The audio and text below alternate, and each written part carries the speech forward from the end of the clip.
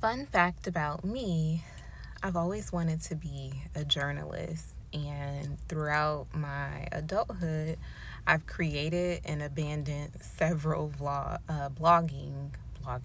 several blogs, usually through WordPress. Um, what you're about to hear when I finish my introduction is a think piece that I would publish on a blog if I had one now. It is in response to, it's crazy because right now I'm all like not stressed out and not angry.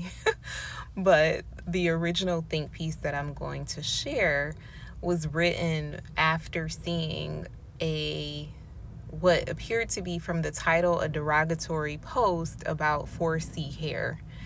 And that post elicited feelings of disappointment for me because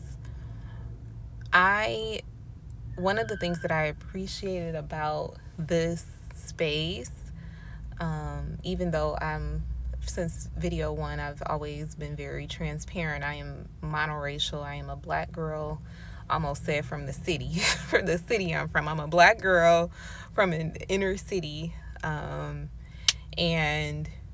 I'm monoracial. I have 2 black parents, 4 black grandparents, and 4C hair.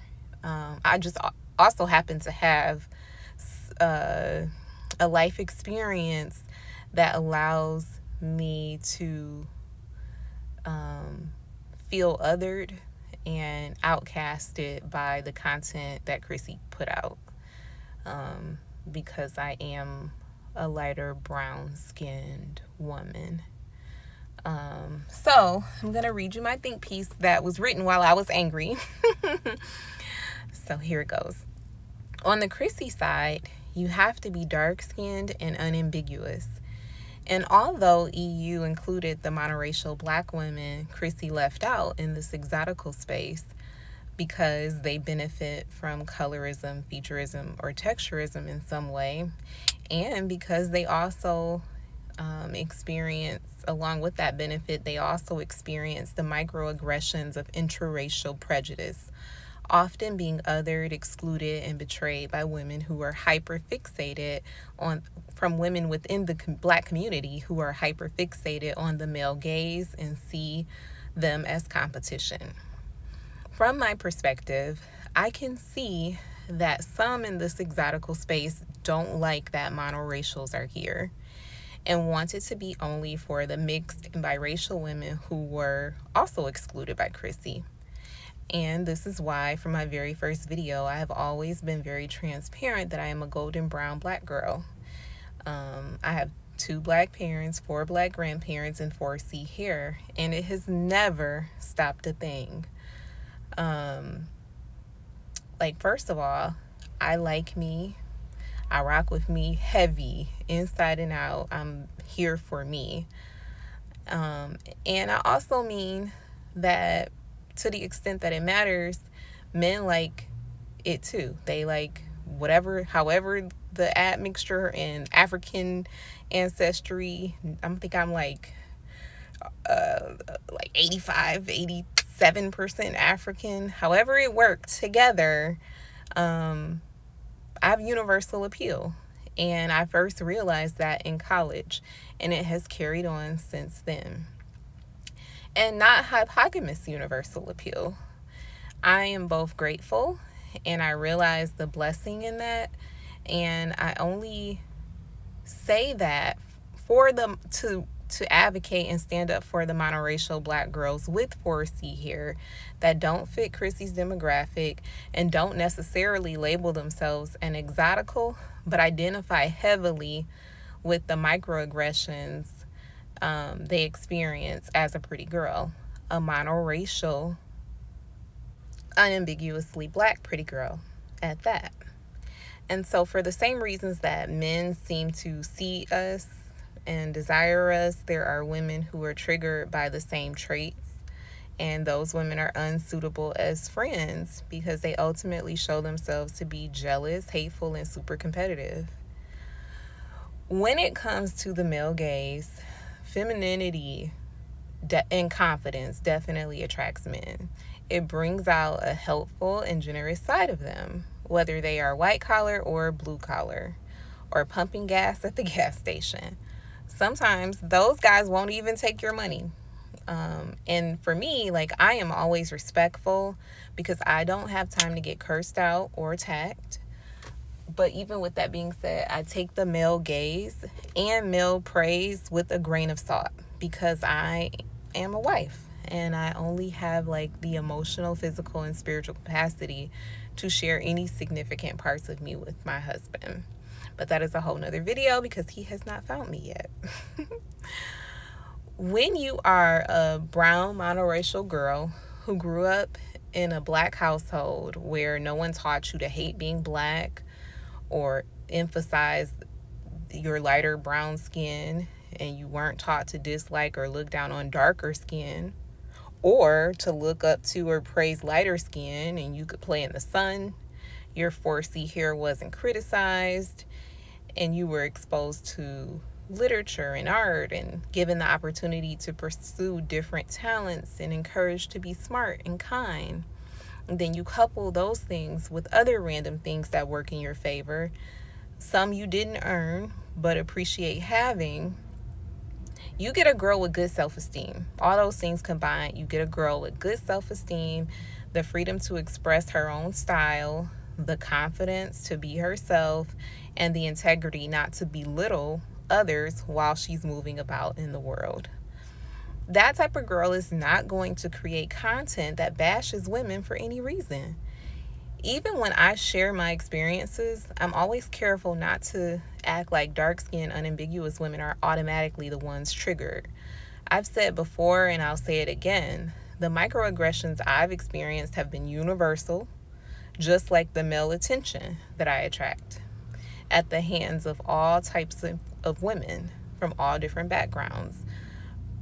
From the thinnest, palest, privileged white women, biracial, mixed women, Canadian, and random types of European women, in random places like Whole Foods and like bougie-ass markets like Whole Foods. I'll never come on here and say that only dark-skinned women are triggered by other women who look a lot or a little bit different than them. And I have the same energy for content creators who attempt to talk down on women who are darker skinned, who have broader features, and who have 4C hair. Your insecurities are showing. My content is not about criticizing anyone. As I share different experiences, I don't think it's necessary to copy the toxic blueprint Chrissy left us. And I often refer to Chrissy because she was the only one I watched. So to content creators in this exotical space who actually create Chrissy type content, but in favor of mixed and biracial or even light brown skinned women, your insecurities are showing. You are unfortunately exactly who Chrissy warned dark-skinned, unambiguous women about.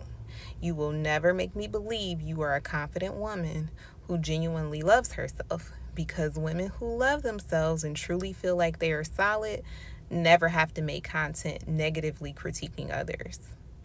Confident women with pure hearts, women like that, really actually hate when other women are triggered and feel less than in their presence for superficial reasons.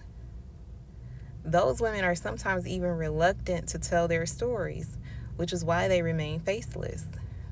It is my intention to eventually transition this to a lifestyle, self-development, artsy content type channel where I show my face. I just don't know when.